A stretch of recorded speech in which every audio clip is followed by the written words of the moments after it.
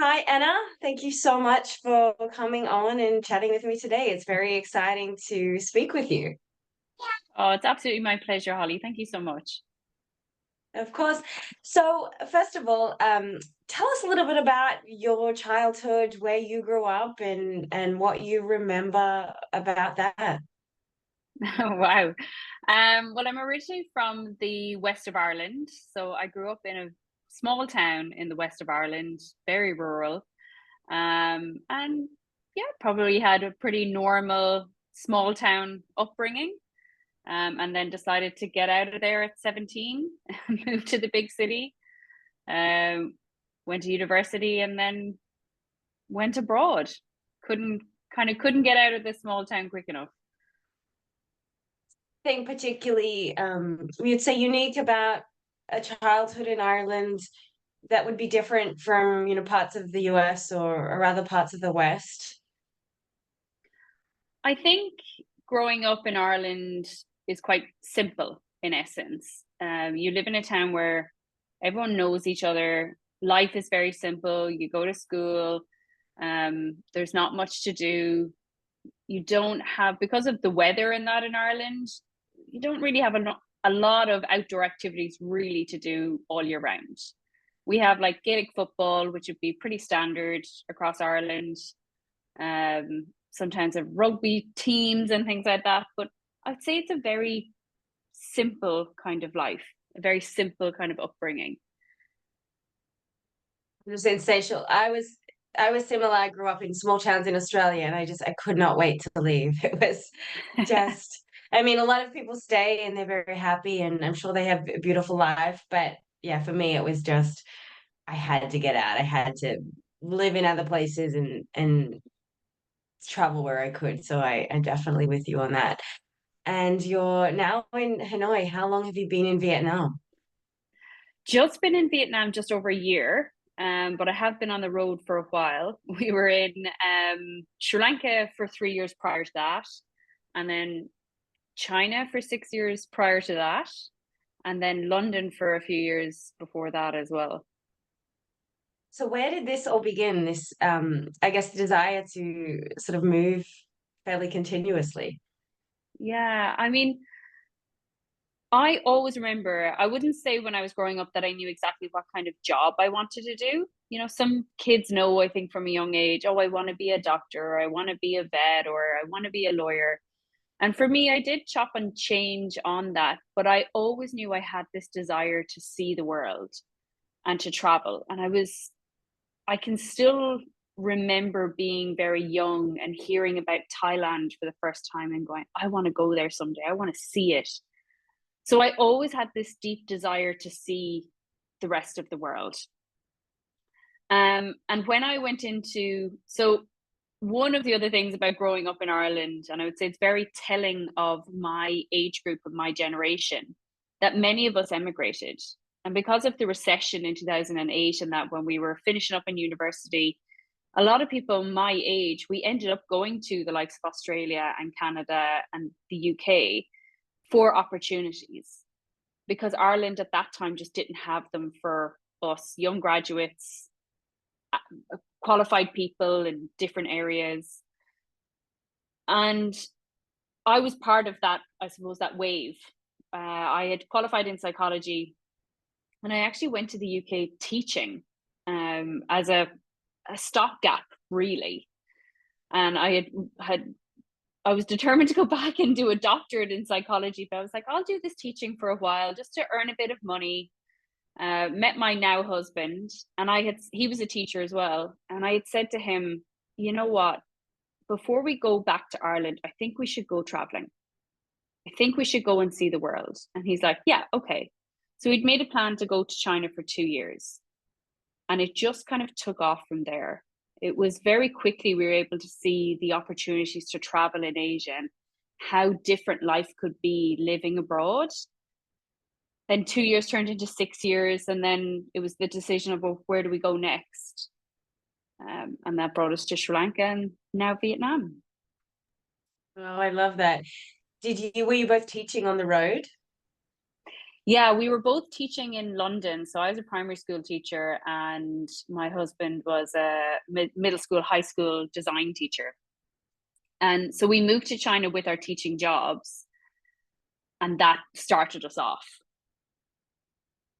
What what surprised you particularly about sort of the education system in China and the way just around you? I know you weren't a mum at that point, but around you, how you saw people raising their children that you found interesting. What I really loved about the education system that we started off in China was an international education system, so the International Baccalaureate.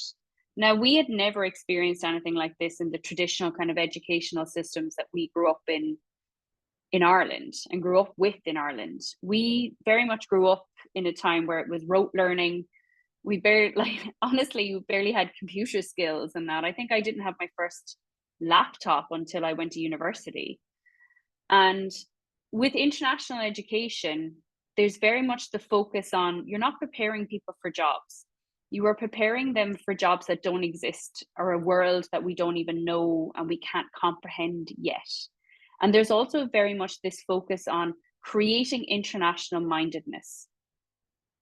So you are already integrated with kids from other cultures and other backgrounds and other ways of learning.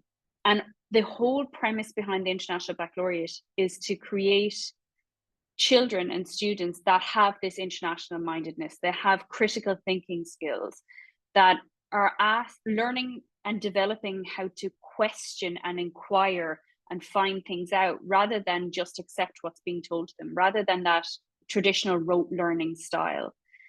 And we were both so fascinated by this type of education and definitely got sucked into it immediately. And we're like, okay, if we were to ever have children, we want them to have this kind of an education and to value that international mindedness, to value this idea and concept of conceptual based learning. Again, you're not learning things straight out of a book. You're not just learning off facts and regurgitating them. You're learning the skills that will mean that you will ask questions and get curious for the rest of your life. And that was part of one of the reasons that we stayed abroad as we got older and as we had our own family, is that we absolutely loved that education system. So what would be kind of a day in a life of a primary school or a primary school student in one of these schools, if you could just kind of walk us through a little bit. So traditionally, or I suppose I shouldn't say traditionally, but typically international schools are quite well funded. So they'll have fantastic facilities and they'll be quite large schools as well. So oftentimes the kids can start off, come in the morning, they walk into these incredible facilities. Like the schools that we've worked in have had swimming pools, football fields, racetracks. In rural Ireland, no school has a swimming pool, no school has a tennis court, no school has the facilities that these schools have. It's incredible. But a child would start off their school day like a regular child. You know, they go in the playground, they mix with the kids, but they could be talking 3 different languages at the same time. Oftentimes the instruction of the day will be in English, but you could have any number of children with a variety of mother tongue languages. So they come in, they could have been speaking to their Korean friends on the bus, then they come in and they're speaking English with the rest of their classmates. And then they go off, and because we were in China, they were learning Chinese at the same time. So then they would go off and have a conversation in Chinese. And throughout that as well, then throughout the day, you have your traditional time with the homeroom teacher. You're learning through inquiry all the time. So you're always asking questions. So it's not like we sit down or we read a chapter about animals, all right? But the kids might start off an inquiry where they see something that interests them. And it could start by a child walking into the classroom and going, why don't we have dinosaurs anymore? Why don't we see them in the zoo? And that's our provocation. That's the thing that triggers, all right, this investigation. Let's go and learn. Let's go and ask that question. Let's find out why. There's also the academic skills around literacy and mathematics at the same time as well. And then the children also have the ability to tap into time with specialists. So I always think this is really interesting as well.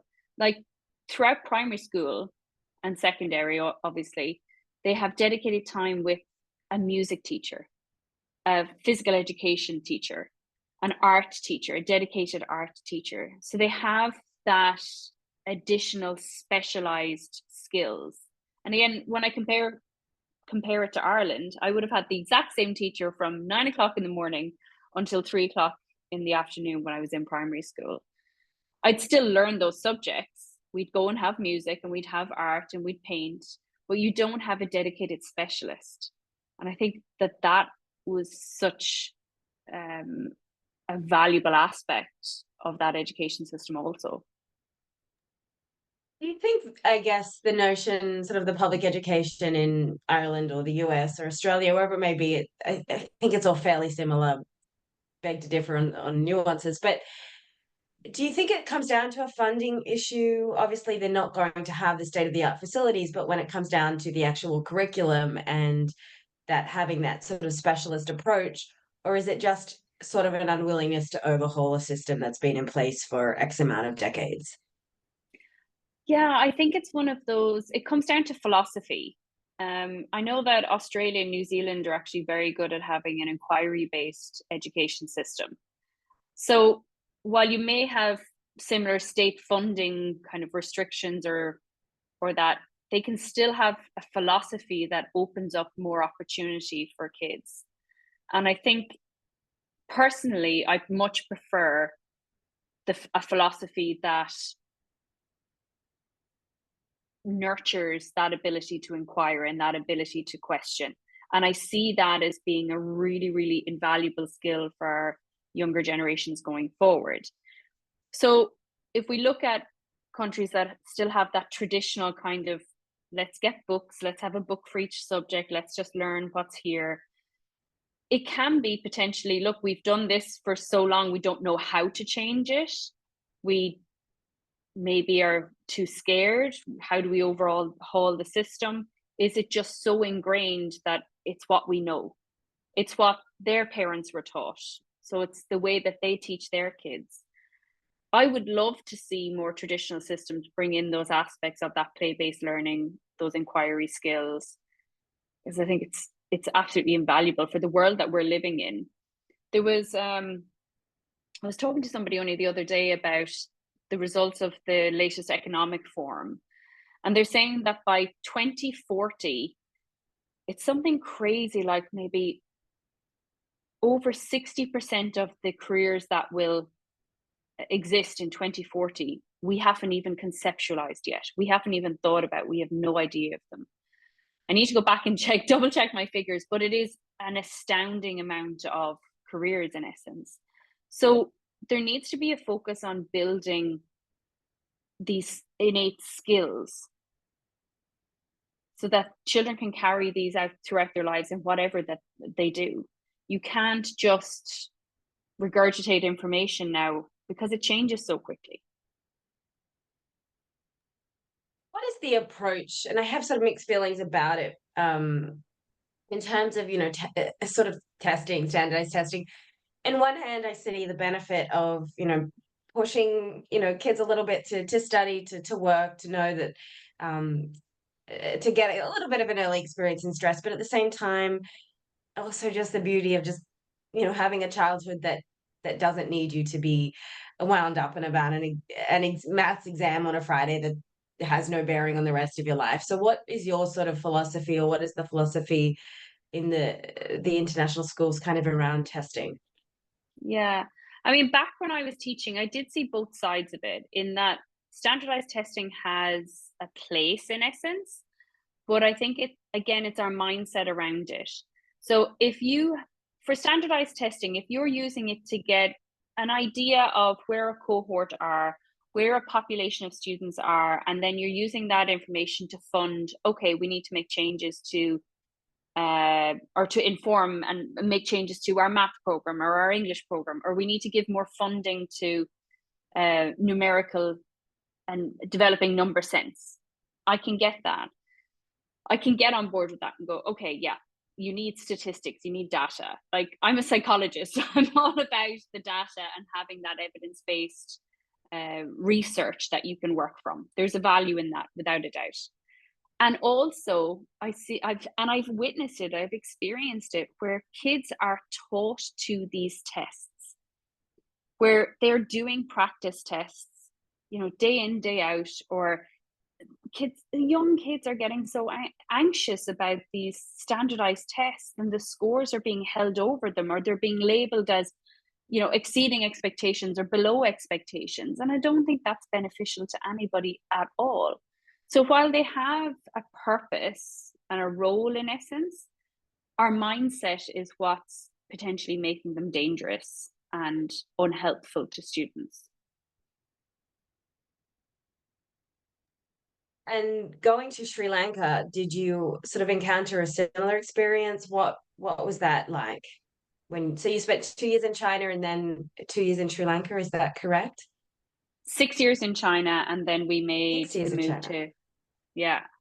And Okay, then so we you got made, really ingratiated in China. Yeah, that's awesome. yeah, we sure did. Yeah. But during that 6 years in China, I actually made the decision to leave teaching. And it had always been on my plan. Like, teaching was only ever a short-term thing. And it was brilliant because it catapulted us into traveling. But I always wanted to get back to psychology. And I also think that the skills I learned as an inquiry-based teacher helped me to make that shift. I have no doubt that potentially, if I had stayed in Ireland, and in Ireland, I think I would have maybe been more of the mindset of, you know what, I'm in a secure job now. I'm in a permanent job. I'm in my 20s. This is my job for life. It's fine. But where I was in China and had, I suppose, more opportunity to go, hang on a second, I started inquiring into my own life and going, is this actually even what I want to do? Is this where I see myself? Is this job where I see myself in 10, 20, 30 years down the line? And I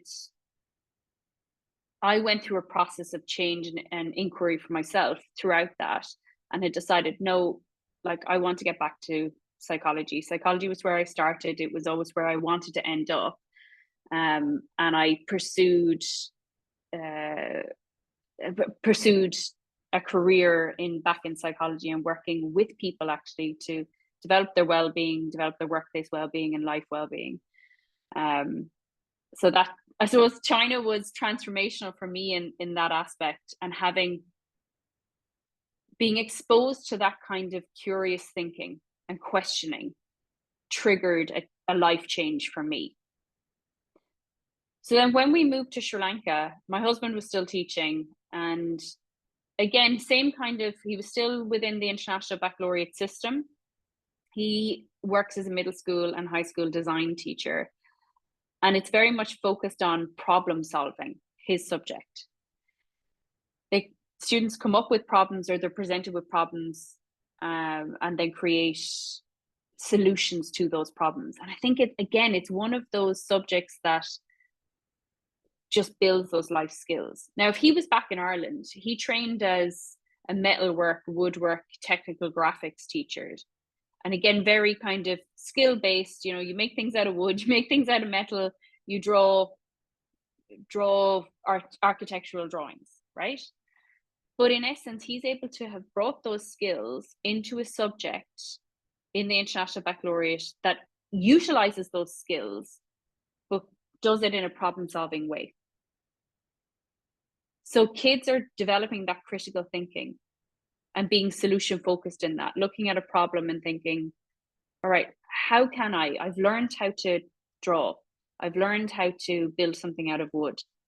Maybe I don't know yet how to do it out of metal or plastic, but that's okay. I know I'll have the ability to learn that. So they're more focused on problem solving rather than just creating a nice piece of furniture. Well, that's awesome. How how do they handle the language barriers at international schools? Because I'm assuming there's many different countries and many different languages. How is that navigated? That's a really good question. So with that, again, there'll always be a leading language of instruction. And most of the time it's English. So there will always be support systems in place to help students develop their English levels and ability. So there will be often called EAL programs, English as an additional language, and students will get extra support, but also all teachers come into the classroom knowing that potentially not every child is fluent. Okay, not every child is going to have the same level of English. And that's where it can become really challenging for the teacher to differentiate. What I also love about this is that it doesn't limit students that, okay, just because their English isn't strong enough or they're not fluent in it, it doesn't limit them across every subject or across every aspect of learning. In essence, they can be supported to show their thinking in a different way. I'll give you an example. When I was teaching, I'd had a couple, like across the years, several students who maybe came in with very, very low levels of English to start off. Okay. So when we would be doing something like a math problem, they may not have been able to articulate their answer, their understanding to me. They may not have been able to speak it to me and say it to me. But then I would say, okay, show me, draw it out for me. Draw out how you solved that problem, or draw out what you think that means. So being able to show your understanding and conceptual understanding in different ways is something, again, that we're a lot more open to, I believe, in international schools, because we're faced with this every day. English is a part of their learning, but it's not going to ever be a barrier to their learning across other subjects. And we're very supportive of creating that basis, knowing that all of these students potentially have English as an additional language. So you are always thinking with that mindset. Are there keywords potentially that they've never come across before? If we're dealing with a very science heavy topic, all right, I'm going to have to front load these words. We do it for everybody. Whereas you may not think to do that if you're always dealing with a class of fluent students. The other aspect about it is because they are so immersed and surrounded by so many different languages in English, and they're hearing English all the time, they're hearing it from their peers, we often find that they pick it up pretty quickly. Kids are like sponges. That's always been my biggest wish, is that it's so hard learning languages later in life. I really wish that that was one thing I wish my parents had done, but I'll definitely do for my daughter, is try to get her in language class. What age is it sort of would you recommend for picking up a second language? I think, and the research shows that ultimately the more exposed like young kids are to additional languages, it creates that neuroplasticity. So they're well, sometimes the trend that we see is, and often you'll get it in the international or expat world, that you may have a couple of different languages within a family. Sometimes you'll have a dad that speaks to their child in one language and a mom in another, and then the child comes to school and learns English off the teachers. They could be, in essence, trilingual, right? But sometimes we see the pattern that these kids are slower to start speaking themselves, in essence, because there's so many different languages going around in their head. But when they do, oh my God, they skyrocket because they have that neuroplasticity. Their brain is already open and understands that, in one language, the water bottle is called this, in another language, it's called this, and in a third language, it's called this. And they can kind of interchange that without having to switch their thinking. As we get older, we almost need to go, right, this is a water bottle in English. In French, it is this. And in Irish, it is this. And in Italian, it is this. And we think more mechanically about it rather than being a bit more fluent and it just rolls off the tongue. So I think the younger you can expose your children to other languages, the better. And I say that knowing that my son only speaks English. English is his first language. Now, because well, especially because we're not living in Ireland anymore, but my husband and I are very conscious of helping him to develop Irish as a language. And we're faced with this question. We're like, when do we start doing it? Like, do we just start dropping in words now? Do we, set up a routine around it? We're not quite sure. It's kind of, it's difficult to navigate. But I think anytime the kids are exposed to different languages is always going to benefit them. Yeah, absolutely. And when you were living in Sri Lanka, did you have any sort of observations about families in Sri Lanka, the family structure, the way that you see mothers, fathers, anything that sort of stuck out to you? Yeah, it's going between different countries, you do see the similarities and you see the differences. And of course, having your own bases of knowledge and experience, you, you can compare to that. So in Sri Lanka, there's very much a family focus. Like you will often get, and I think this happens in a lot of Asian countries, you will often get an entire family living under one roof. So I'm talking about like the in-laws, your parents, the kids. Like you could have several generations under one roof. So then it means that several generations are raising young children as well. And this was similar in China. Now, in China, when we were there, the one child policy still existed. So with this, there was exceptions to it. So if both parents were single children or only children, they could have two kids. But if they came from bigger families, it was a one child policy. And because of that, we'd often find that you could have one child that would be looked after by two parents and four grandparents. And sometimes you would see that this child would lose things like their independence or not work and develop their independence. We would sometimes see that these kids would, for instance, not be able to tie their shoelaces when they're 8 years of age, or not know how to use scissors, or not know how to feed themselves. Because in essence, they were, I suppose I'm being careful in using this word, but they were spoilt in essence. But it was because they had so many parents around looking after them and who wanted to nurture them and take care of them. But it then meant that the kids lost their independence a little bit. And then in Sri Lanka, in a similar way, that again, like these kids would sometimes not learn to feed themselves until much later on, or they would sleep in their parents' room or in the bed with the mom for much later than we would in the Western world. I think in the Western world, we're very much focused on, let's get this child independent, let's get them feeding themselves, let's allow them to do it themselves. And it's just, I'm not saying one is more correct than the other, but it's two different perspectives of looking at it. Let's nurture this child for as long as we can, or let's help this child to build their independence and be okay on their own, and let's let them cry it out, and let's teach them that somebody's not always going to come when they ask for it. Whereas in Asian countries, they don't have that mindset. It's okay, we will still continue to nurture and be there as much as possible. You find that the children, because they had so many caregivers, they were more emotionally regulated, because they had somebody sort of coming to tend to their needs fairly quickly when they were upset or they cried. Did that make a difference in their sort of demeanor or outlook? That's a really difficult question, actually, to kind of judge. And it's hard to make a sweeping statement around it.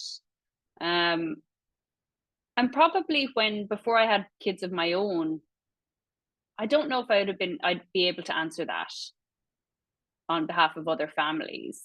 But I know now from being a mom myself how important attachment is to that emotional regulation. And I am definitely of the mindset that in essence, like being an aware parent, of nurturing your child, being there for them, being a source of comfort for them,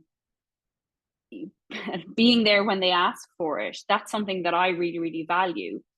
Um, I also value independence in my child as well, but when they're so young, I think attachment should overrule everything, overrule other aspects. Like, I will be there when my child cries out because I want him to feel safe. I want him to know that anytime he asks for help, someone will come. I will always be there.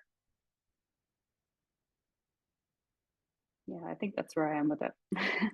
Yeah, I'm with you on that. I was having this discussion recently with a friend just on, I don't know, I feel like just, between, say, our generation and our parents, how different things are.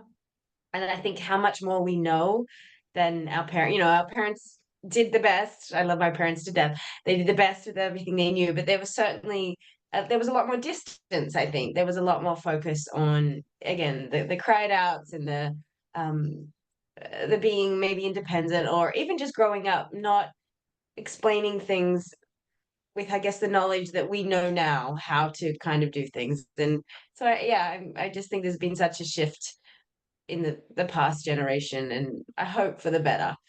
Yeah, I So definitely, that's I see that, and I've experienced that as well. I remember one day when my son was only about like 4 months old, but I was wearing him, I kind of wore him as much as possible.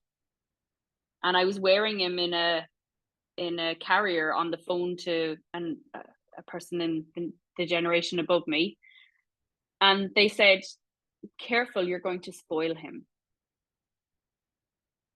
And it actually, I got almost angry because I thought, like, yes, so what? Like, if I spoil my son, so what? And I'm no, like, carrying my infant child who actually relies on me for nutrition at the moment, that's not going to spoil him. I am comforting him.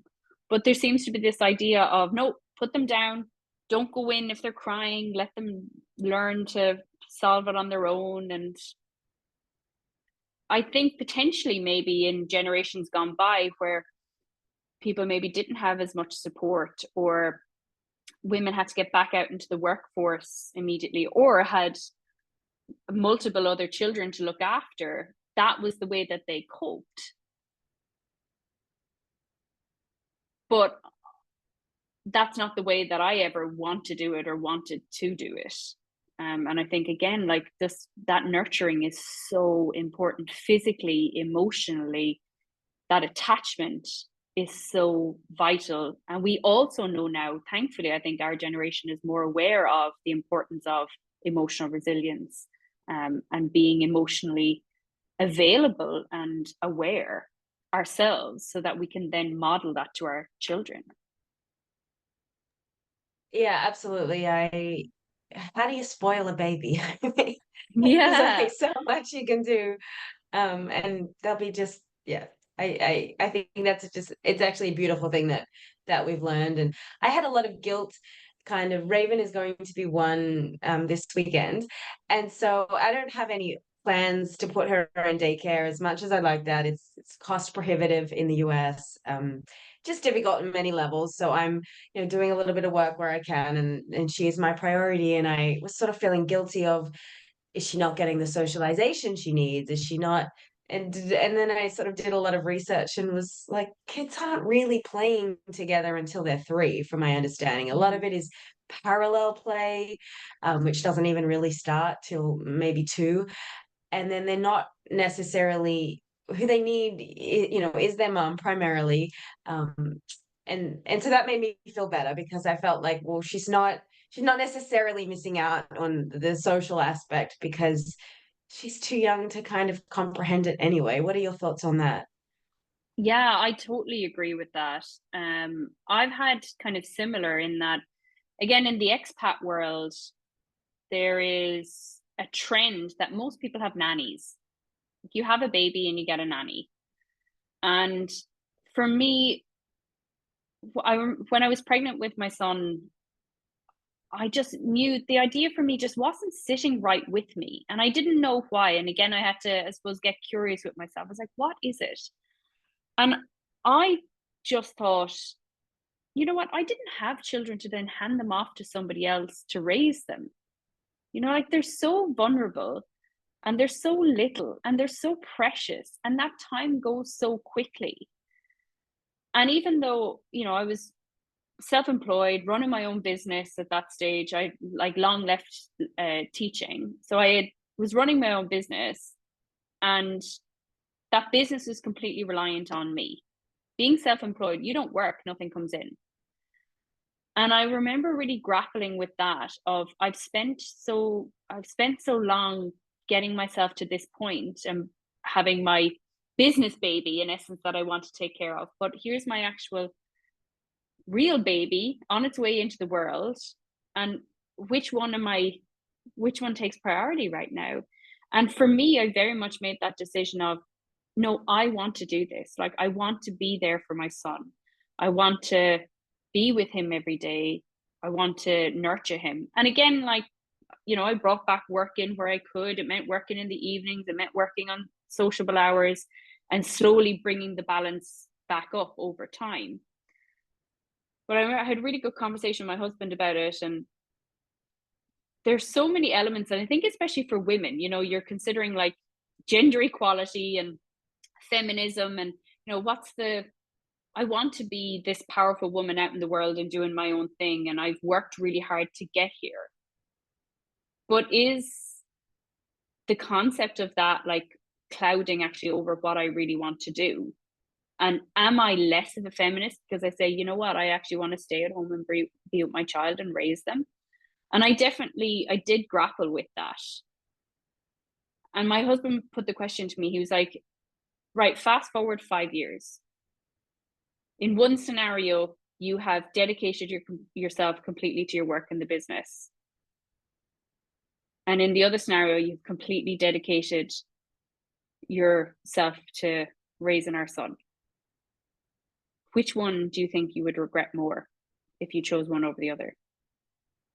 And again, like now, it's not like that was my choice of it's only one or the other. I ended up kind of blending the two. But I was like, you know what? I would regret losing out on that time, that precious time with my child, rather than the business will be there. Work will always be there. Opportunities to earn money will always be there. But this is a special life experience. And I also understand the importance of attachment in those early years and those early months. The importance of, you know, if you're breastfeeding, actually being there with your child and being able to fulfill that need for them. And also, I had this deep desire myself. It's like, I want to know what my child is doing every day. I want to know that when he's singing a song or telling a story or talking gibberish, I'm like, I want to be the one that understands that. I don't want to be coming home or asking a nanny going, you know, Dara said this. Do you have any idea what it means? Like, I was like, it's more important to me to be the person that is actually there. I want him, when he cries, that he's crying for me, or that I can pick him up and I know what's happening in his everyday. And it really does go so quickly.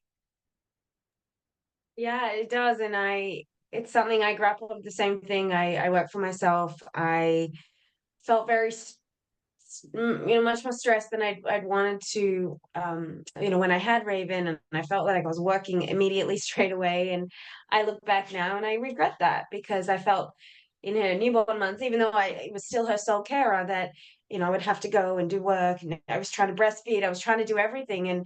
And I regret that I didn't give myself, a maternity leave. And that's when you really look at the importance of, when governments can support women. And we just, until I had a baby myself, I had such no idea in the US just how little support there is. And, my parents for the longest time, and my sister wanted me to go home to Australia. They said, look, you can get 20 weeks maternity leave. And I didn't do it. Obviously, my life is here, my partner is here, but just how much that would have given me so much more solace in her newborn months. And it's something I feel very strongly about in the US, how we are, supposedly the most powerful country in the world that has zero support for mothers and women. and just how we need to do better. Oh yeah, 100%. It's something that in essence doesn't affect me because I work for myself and I'm not in a, in an expat status. You sometimes don't get the Right. same benefits. Like Benefits. I will never get benefits from the Vietnamese government for maternity because I'm an expat, right? And I accept that. That's totally fine. It's my choice to be here. I have thought like, oh, maybe for this stage of my life, would we have been better back in Ireland? Would I have been better not being self-employed and working for an organization? And I look at some of my friends who have these incredible maternity leaves of even up to a year in essence, or 18 months, because they can bring all their leave together. And I'm like, oh, that's incredible. And it's when I see that being denied to other people. Now, it's not being denied to me. I've made a choice to be here in essence. But I think when states aren't valuing the role that a parent and a mother, especially after having a baby, valuing that role and supporting women to be able to fulfill that role, because it's an important aspect of society. If we are going to put economic growth and economic advantage ahead of actually families and building a nurturing society, that's what's wrong with the world. And I see that, I think it was the researcher that won the Nobel Prize for economics most recently, her whole research was based on the gender pay gap. And it came down to the gender pay gap exists because women have babies. But if women stopped having babies, right, then what's the point to life?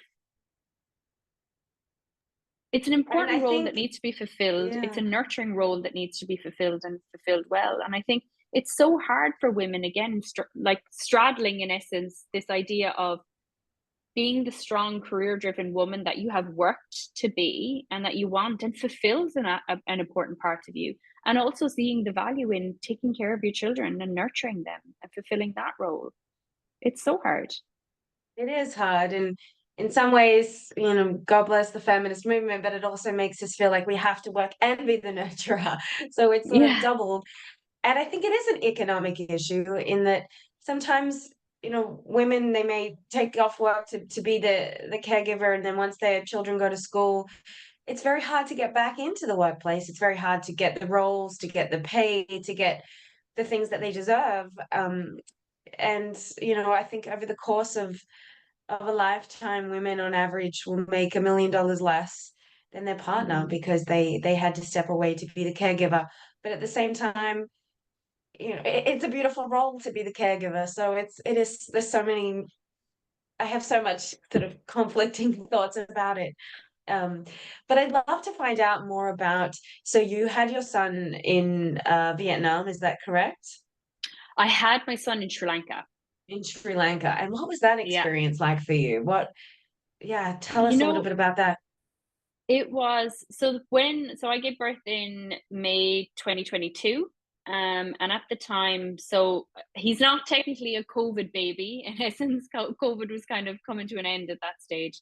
But in Sri Lanka, they were going through an economic crisis. And we had our first year in Sri Lanka, we were in and out of lockdown. And lockdown in Sri Lanka meant you couldn't leave your house, right? You couldn't leave your property lines. So that first year is kind of the end of 2020 and into 2021, that was happening nonstop. Like my husband spent, out of the entire academic year, he spent 3 weeks in the school. The rest of that he was working online. Yeah, that was a lot. Then out of COVID, Sri Lanka went into an economic crisis where the rupee massively depreciated, and they were actually struggling to, they were importing oil and petrol and diesel, and the diesel was being used to run like the power plants, right? But because the rupee had depreciated so much, they couldn't pay for the diesel.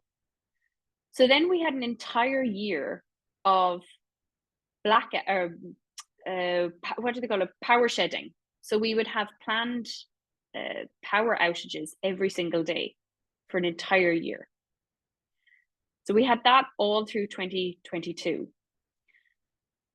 In that, so we were, again, I was pregnant, and it was like, okay, what do we do here? Like, do we stay? Do we have the baby here, or do I go back to Ireland? Now, in Sri Lanka, the healthcare in Sri Lanka is actually incredible. Incredible.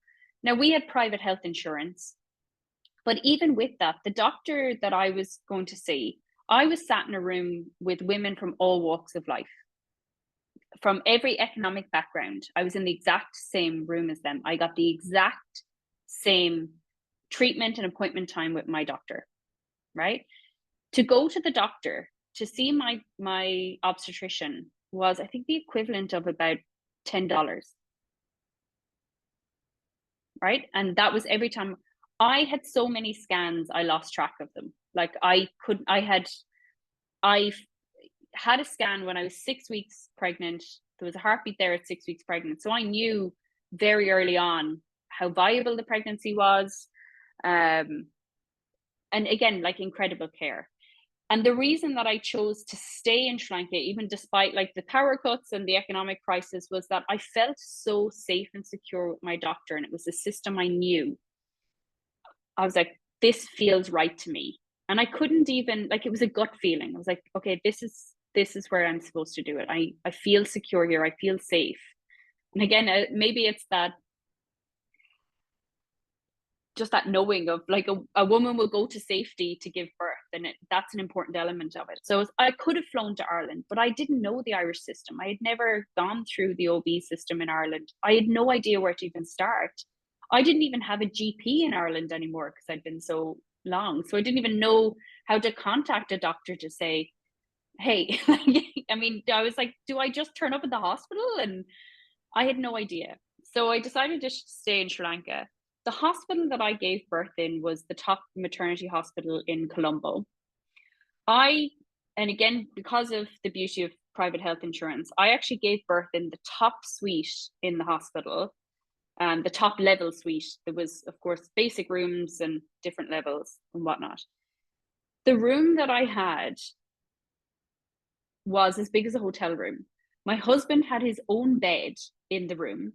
They used to come around with a menu and have, like, he could have like a 3-course meal throughout, and did, like, for the 2 days that I was in labor, he got fed very well. I had my own delivery suite that nobody else accessed for the 3 days that I was in there. I had my own birthing pool. I had my doctor on WhatsApp. And That's amazing. he guaranteed me that he would deliver my baby. Now, like, I get it, and I'm not saying that every doctor should be on WhatsApp, but it was just like, I was able to, when I went into labor, I was able to message him and go, I'm in labor. He's like, okay, fine. It wasn't contact hospital, ring this and da da da da.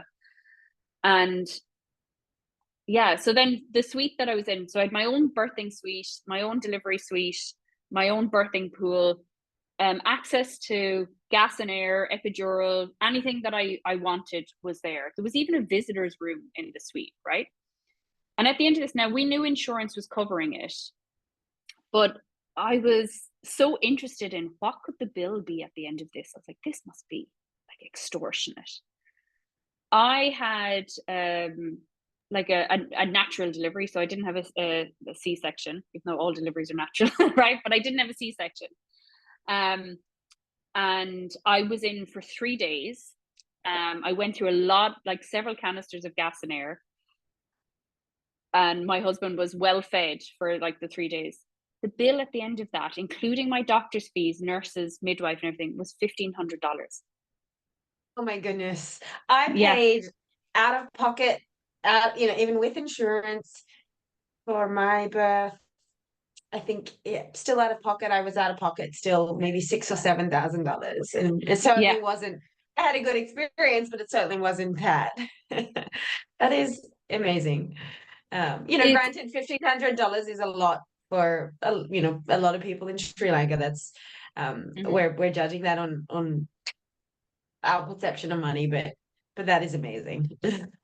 It was incredible, and it was all the pricing was very fair. Like all medication was very fair. It was you paid the same price as what you would have if you'd bought it down in the pharmacy. You don't have the price gouging that exists in a lot of Western countries and forms. You don't have big pharma trying to make Hmm. money out of everything, or then clever insurance is also trying to make money, because then they'll throw you someone and say it's out of network and you're in labor and you're taking any doctor Yeah, you can get, and then suddenly you get the bill, and this doctor, or in my case, because I had to have an intervention, the doctor that was brought in didn't was out of network, so I had to pay for that. So yeah, these things are not told to you in advance, and I think in any other industry it would just be illegal to, someone's in the most vulnerable position of their life, and hmm, you are giving them a service that they know they need, and then billing them for it later with no expectation of telling them that this is how yeah, much it's going to cost you. So it's really a rot system, and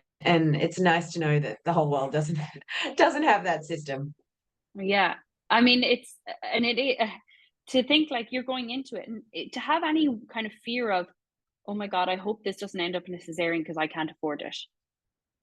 Or I know I'm not going to take an epidural because I can't pay for it. Or I'm not going to, I mean, barriers, financial barriers to good health is just wrong. Yes, and And I think of it now with ER visits. I think even with insurance, just to go to an ER, if Raven, heaven forbid, hurt herself, even if they're them to tell me nothing's wrong, or here's a Tylenol, it would still probably cost $1,200, $1,300 just to go to ER with insurance. Um, and that terrifies me, to think that mhm, I would have to second guess: do I go to the ER with my child or not? And it shouldn't be that way.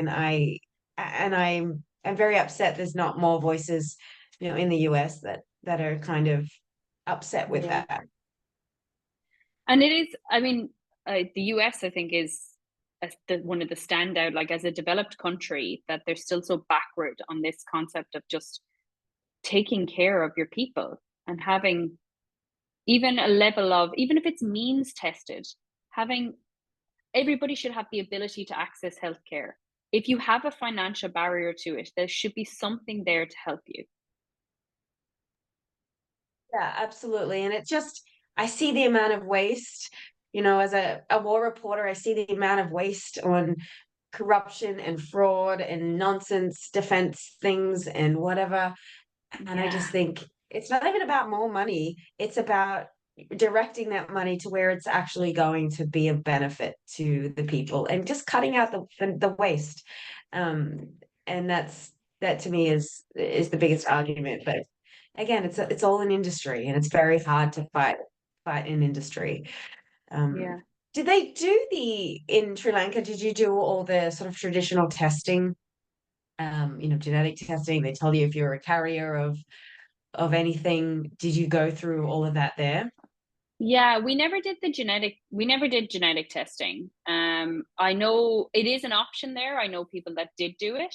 I had all the same services as that I would have if I'd given birth um in Ireland, from what I understand.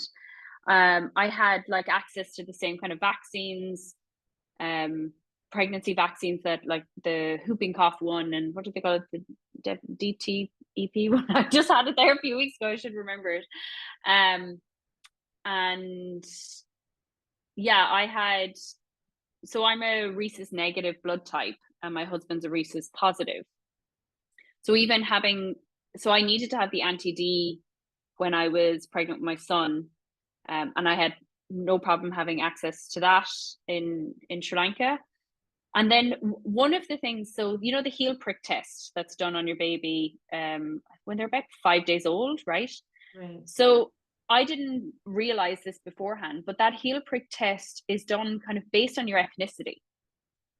So, and again, like the pediatrician we had in Sri Lanka was incredible. He had trained in the UK, and again was just like fantastic. The service we got with this pediatrician, again, same service he gives to every single patient that he has. We were in his waiting room with all walks of life, but he was at the birth for us. He actually took all our first photos up after I had my son. But for the heel prick test, he was explaining to me that obviously my son, there was no point in having him a Sri Lankan heel prick test because he's not of that ethnicity. So he ensured that when the heel prick test got sent off, that there was a note on it with the ethnicity of our son saying, you know, like white Irish, so that it went and was compared to the correct ethnic background, in essence. So even that was that specialized service that we had in Sri Lanka. And again, I didn't realize. But vaccines all the way along, the pediatrician was able to say to me, look, there was one vaccine, I think it was the the meningococcal B, and he's like, it's just out of stock in Asia at the moment. So when you go to Ireland, make sure you get that one. But everything else we have. And things like the TB, the BCG, which is a vaccine for tuberculosis. In Ireland, they've stopped giving it. There was, I think, a stock issue or a low supply issue, maybe around 2015, 16, something like that. And eventually they said, okay, well, actually, you know, we haven't really had TB in Ireland. We don't probably even need to give this vaccine anymore. So they don't give it in Ireland anymore. We had it as kids, for sure, but they've since stopped. Whereas for us living in Asia, and we, you know, plan to continue living in Asia and traveling throughout the world, actually that's really an important vaccine to have. So my son had the BCG the day he was born. And he's also had access to more vaccinations than, like, you know, a child living in Ireland, which is necessary. This is the world we live in.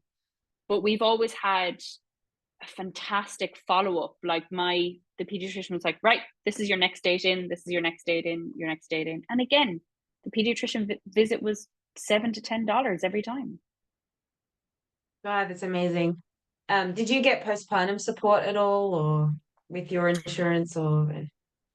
That's one thing I would say was maybe lacking in my experience in Sri Lanka. So there were lactation consultants within the hospital. Now, part of it was, so after I had my son, in the weeks after that, Sri Lanka took a real nosedive economically, and we ended up like in a complete fuel crisis. So we ended up again, like kind of in lockdown in our house for like 6 weeks after the birth, because there was no petrol in any of the petrol stations. There was petrol queues for days on end. We didn't care. We were sat at home, you know, looking after a newborn. Yeah, the power was going out, which was not great. And then actually my husband and I both got dengue when my son was like 5 weeks old.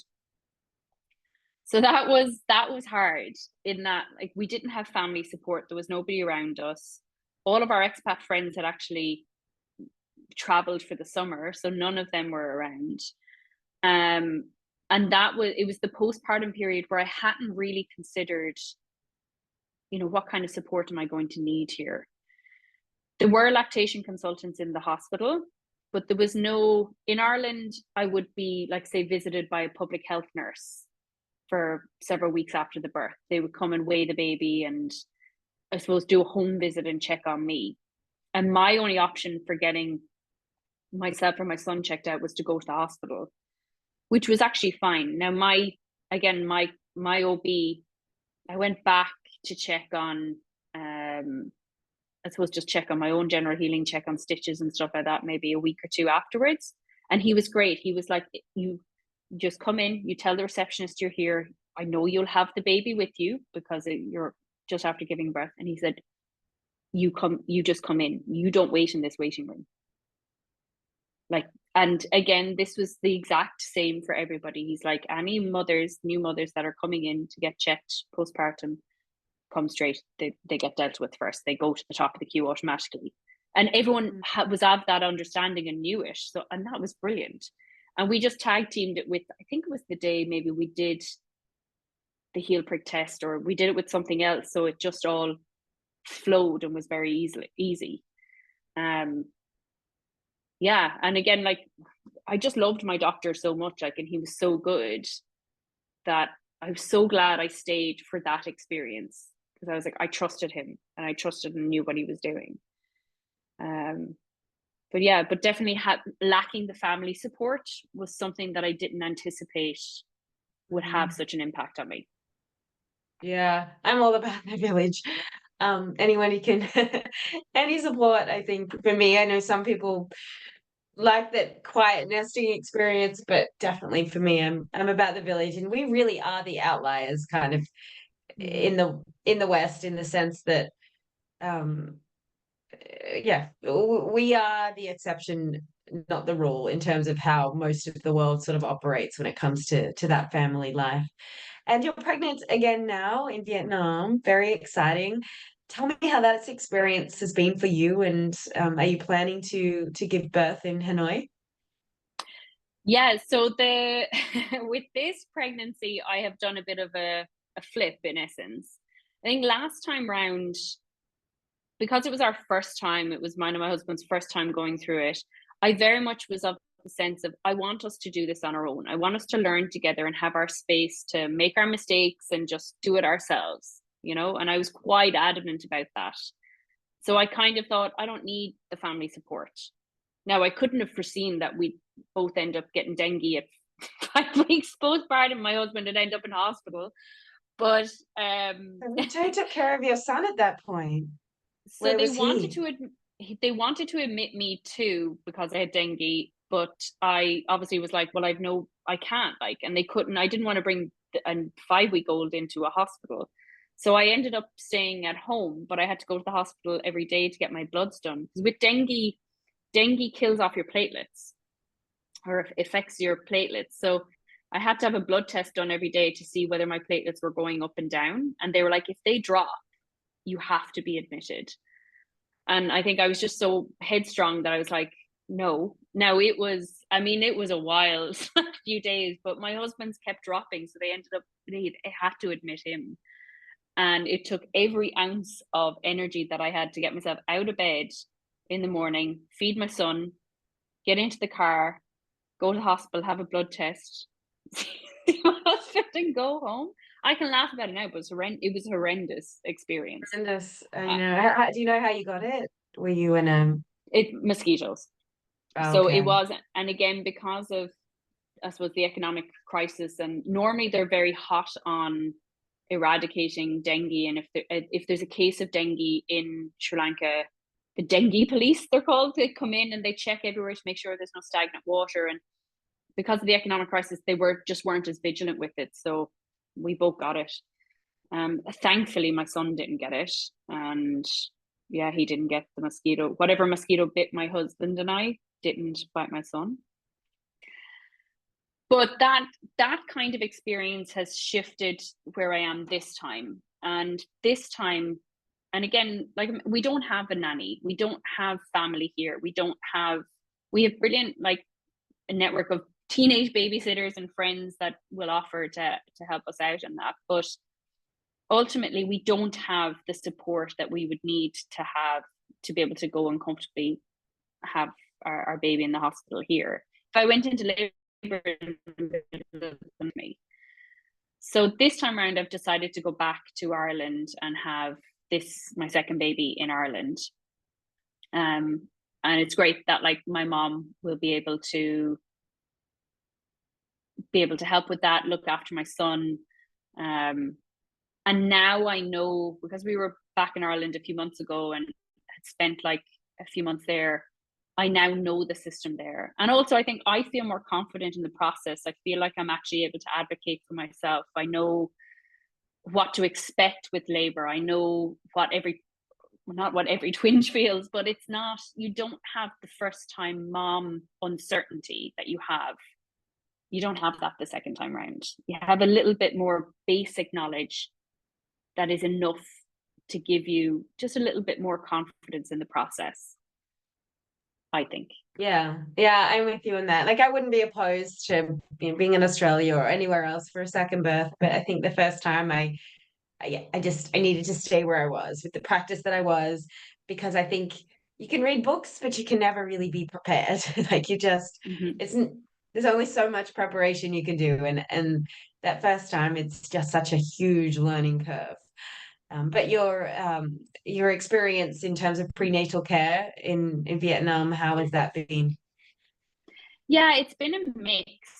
So I have access to some really good doctors here, and then I've had a couple of negative experiences as well, where like I had one sonographer tell me that we couldn't listen to the heartbeat because it would damage the fetus. And I was like, I know that that's not true, but I'm also trying to talk to this person through a translator, which adds another layer of difficulty. And then there's cultural aspects of it because it was a male sonographer and the translator was female. And when I asked her to say to him or argue with him and say, no, I'm not accepting that, she wouldn't. Hi Raven. She wouldn't, because like that's a saving face thing, in essence. And that's where I was like, you know what? In Sri Lanka, I didn't have that issue because everyone kind of spoke English. It's not their first language by any means. Like there are Sinhalese and Tamil there as well, but the majority of people, I think I had one nurse in the entire time that didn't speak English. Everyone else did. Whereas in Vietnam, it's not the same. Like you are going to have to use a translator for a lot of it. And I've had like access to Western doctors that speak English. And then funnily enough, so your only pain options here, and again, like it's certain Asian cultures, I think, prefer the more surgical and medicated approach to giving birth. And that's not what I want. Like I want to, as little intervention as possible. I want to be as natural as possible. And I was able to say that to my doctor in Sri Lanka, and he got it and he understood it. And he gave me more leeway with things in Sri Lanka. And he said to me, even after I had a very long labor, I was in labor for 42 hours. And he had said to me at one afterwards, he said, other doctors would have sent you for a C-section several hours ago. But he's like, but I know you. I know that you've worked out throughout this pregnancy. I know that you're determined to do it. I know that you can do this. So I'm going to give you 2 more hours. And he's like, if the baby's not out in 2 more hours, then we're going to talk about options. But I was like, because he knew me, because he had seen me so many times in that 9 months, he knew the essence of me. He knew my character. He knew what I wanted, and he was able to honor it. Whereas this time round, right, if I was to give birth in Vietnam, gas and air is not an option. It's either paracetamol or an epidural. And the rates of C-sections... That's the same in the US, for most of the US. I think gas and air is, maybe some hospitals are bringing it in, but it's not standard and common the way it is in a lot of countries, unfortunately. No way. I can't believe that. And that was eye-opening to me. I never even questioned, like, would I be able to have gas and air? Wow. Yeah, I that was one thing I was quite upset about too, because that was my sister in Australia who has 3 girls, and she very much is the big proponent of gas and air. And I've had it before once, and I had to have a surgery on my hamstring, and it was kind of a fun experience, to be honest. I was sitting there puffing away, and I don't remember feeling pain. But that would have been, I would have loved that option it had it been there. But yeah, unfortunately, it's, again, we are a little backward in many ways here. Yeah. Wow. Like, to me, I was like, okay, well, obviously that's the way, like, I want to do it. I wanted to, as much as possible. And, you can only be in control in labor and giving birth to a point, right? The baby's going to choose to do what it wants to do. But I want the option of going the gas and air route and not having to, or being pushed into a cesarean when maybe other options would have potentially been open to me. So it seems to be a trend here that they're more inclined to go for the C-section route and choose to go it early. And that put me off.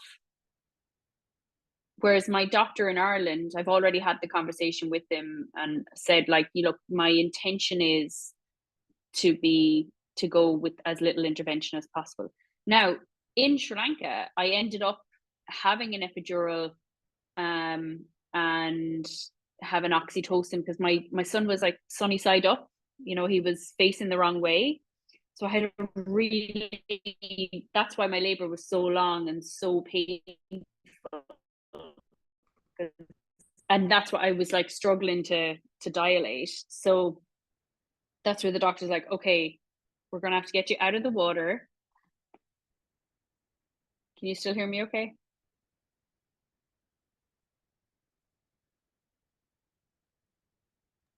Oh, I I've broke lost up you for a there now. moment. Oh, I broke Okay. up for a Yep. moment, but I can hear you now. Yep.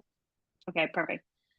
So when I got to that stage of my labor was like really taking a long time, my doctor was like, okay, this is why we can see he's, or it, we didn't know it was a he at that stage. It's like, it's the baby's sunny side up. So it's not like you're not going to dilate naturally, or like it's going to take you a very long time. You're heading into your second night of being awake and going into labor. And he was like, okay, I know you wanted a water birth, but you're going to have to get out of the pool now. And I highly suggest oxytocin. And he's like, and for your own benefit, I highly suggest you going on an epidural.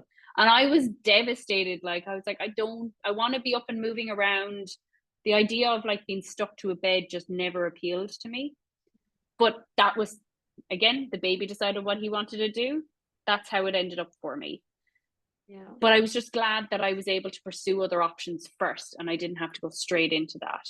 And it was like, okay, I did everything that was in my power to that stage, and You surrender. You I have to accept. surrender. I Yeah, surrendered. yeah. Yeah, I didn't want to say I admitted And defeat, but yeah, I surrendered to the no, fact that this is the way it's going to go this time. yeah. And for this second baby, I was like, again, I just want those options. Potentially, I could end up in a C-section, or I could end up again on oxytocin and with an epidural. But I want the options. I want to feel empowered throughout the process beforehand. Well, I want to feel empowered throughout the entire process, but I want those options. Mm. And you want the decisions to be yours with whatever you decide.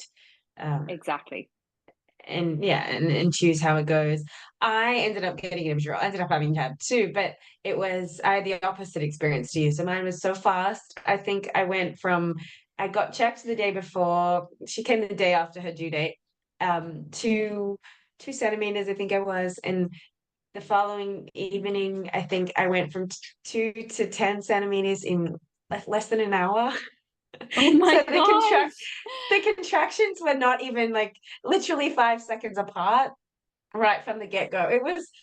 And I thought like I have a good pain threshold, I'm gonna be okay. It was another level that I don't think I could have got. I mean, I would have got through it. But in that moment, I still think, oh my God, I don't know. And it was quick enough. I think 10 p.m. to she was born at 4, so 6 hours all the way.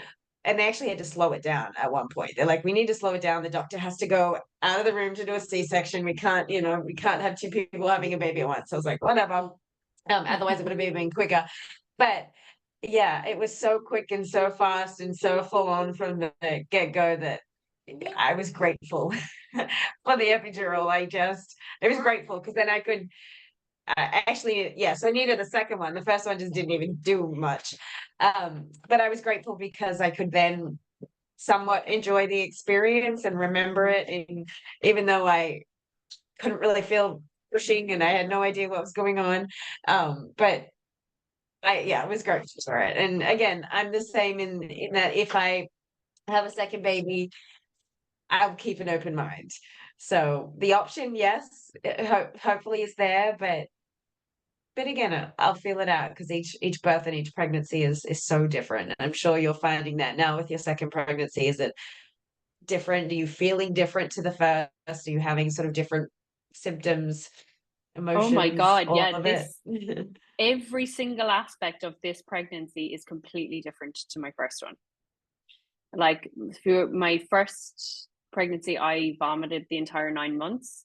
I was so unwell. With this one, I had like a little bit of vomiting early on, and then I'm fine. Like, I actually haven't been as sick this time around at all. And yeah, weird things like my hair went really curly last time I was pregnant, and this time my hair is poker straight. I had like the progesterone glow the first time round. Like everyone commented, they're like, "Oh, Anna, you're glowing." Even though like I was vomiting every day, they're like, "Oh, Anna, you're glowing. You look great." And I don't feel like I have that this time.